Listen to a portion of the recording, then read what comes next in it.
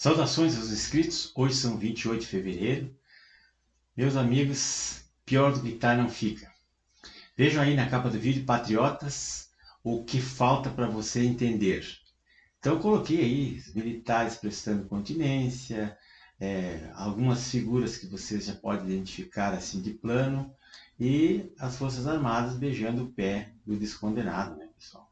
Infelizmente aconteceu uma coisa que a gente nem desconfiava que pudesse acontecer.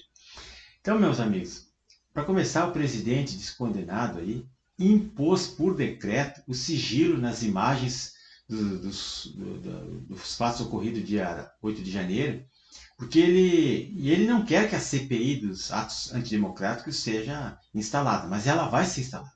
Então ele vai estar fazendo todas as manobras para decretar sigilo, sumir com provas, talvez abafar certas testemunhas.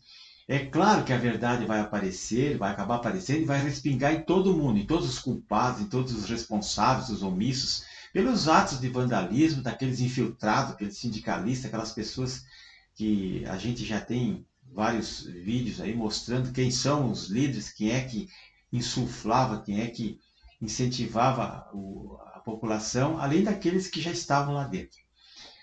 Mas, meus amigos, o que eu quero falar não é isso. O comandante do Exército, general Tomás Miguel Paiva, esses que vocês tanto conhecem aí, um cara lulista de carteirinha, que ele declarou em entrevista que ele apoia a decisão do ministro Alexandre de Moraes de julgar os militares lá pelo STF, pelo próprio Alexandre.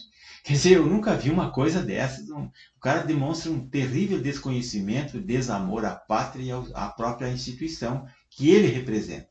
Então, esse comandante também ele já falou que ele quer diminuir o efetivo do Exército Brasileiro em 6,2%.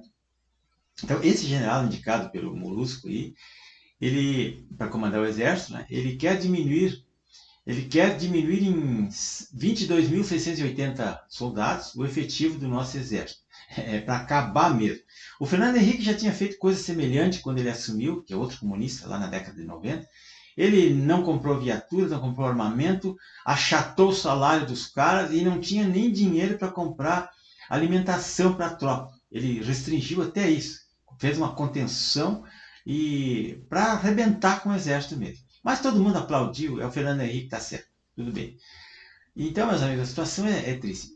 E a decisão do ministro Alexandre de Moraes de julgar os militares totalmente contra a lei, contra a Constituição. E a Constituição Federal ela diz lá no artigo 124, né, a Justiça Militar compete processar e julgar os crimes militares definidos em lei. Né, e a lei disporá sobre a organização e fundamento e competência da Justiça Militar. Nós temos até o Superior Tribunal Militar que julga os generais, que julga todo mundo. E todos os estados têm as auditorias militares para julgar o pessoal em crimes militares cometidos em tempo de paz ou em tempo de guerra.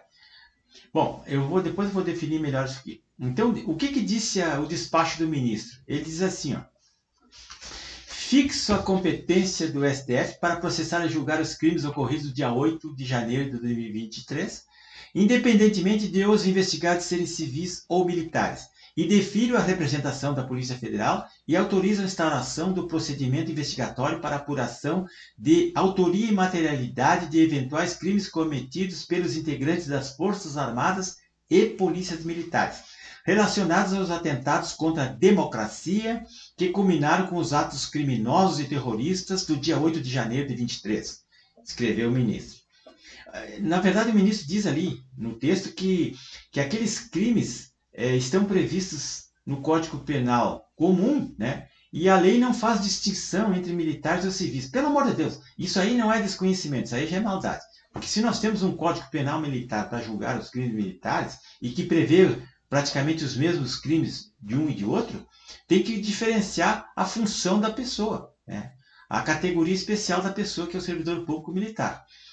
Bom, aí continua o ministro, abre aspas. A responsabilização legal de todos os autores e partícipes dos inúmeros crimes atentatórios contra o Estado Democrático de Direito deve ser realizada com absoluto respeito aos princípios do devido processo legal, do juízo natural, sem qualquer distinção entre os servidores públicos e os servidores civis e os servidores militares. Que barbaridade. Meus amigos, fecha aspas.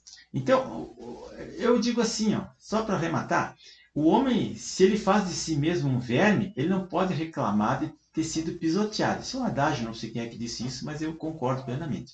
Porque não há vácuo no poder.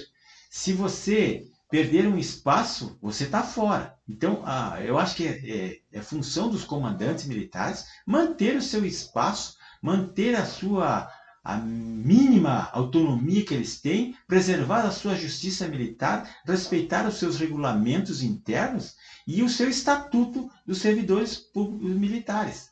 Porque se alguém cometeu algum ato, um ato ilícito, ele vai ser apreciado lá no Código de Ética Militar e nos regulamentos, e na Justiça Militar. Jamais lá no civil, porque aí ele vai ser tratado diferentemente, como estão fazendo com os presos lá na Papuda.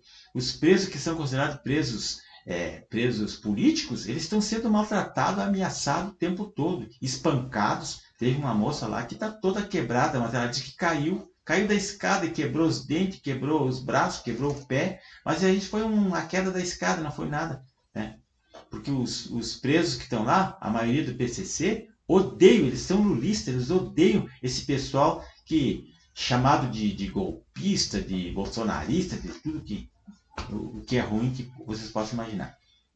Então, meus amigos, para terminar, por favor, façam as pessoas, os militares, tomarem conhecimento dessas barbaridades aqui, divulguem isso, compartilhem, curtam, se inscrevam no meu canal, César Ramos Extravox. E eu digo mais, só espero que quando a verdade for revelada, no final da CPMI aí, esse pesadelo, quando acabar esse pesadelo, que todas essas pessoas prejudicadas, aqui tem, na primeira vez foi 1.395 pessoas presas e recolhidas, e tem gente com tornozeleira, tem gente presa fora desse sistema aqui, que essas pessoas vão a juízo pedir indenização pelos danos morais e materiais, e talvez até pensão, em alguns casos, nos moldes que os guerrilheiros terroristas da luta armada, os companheiros do Lula, esses desgoverno aí, que recebem indenizações, pensão de anistiados, dadas pela Comissão da Verdade. Teve gente que nem passou na frente de uma delegacia, mas já recebe pensão de anistiado. Isso é uma vergonha, pessoal. O nosso país se tornou um lixo. Então nós não podemos permitir isso. Não. Nós temos que reagir. Então eu vou deixar para vocês um filme, para vocês verem aqui. Por favor, é só entrar no link e ver o filme, está de graça no YouTube. E esse livro aqui, Contra Toda a Esperança, é do poeta e escritor cubano Armando Valladares, que ele foi uma pessoa que ficou 22 anos na prisão porque ele era contra o regime do comandante Fidel Castro. E ele só saiu da prisão graças à primeira-dama do presidente François Mitterrand, na época, lá na década de 80, dos direitos humanos da ONU, que na época funcionava. Ele conseguiu sair da cadeia. E aí ele foi para a Europa, foi para a Espanha, e depois ele escreveu esse livro aqui. Então vocês vão ver o que é o tratamento que é dado a um preso político nas ditaduras comunistas da América Latina, inclusive no Brasil. Tá? Essa ditadura que eles chamam os militares de ditadura, foi uma dita mole perto da cubana, da venezuelana, da Nicarágua, de outros países aqui, e sem contar a Coreia do Norte, China, antiga União Soviética, Alemanha Oriental e por aí vai.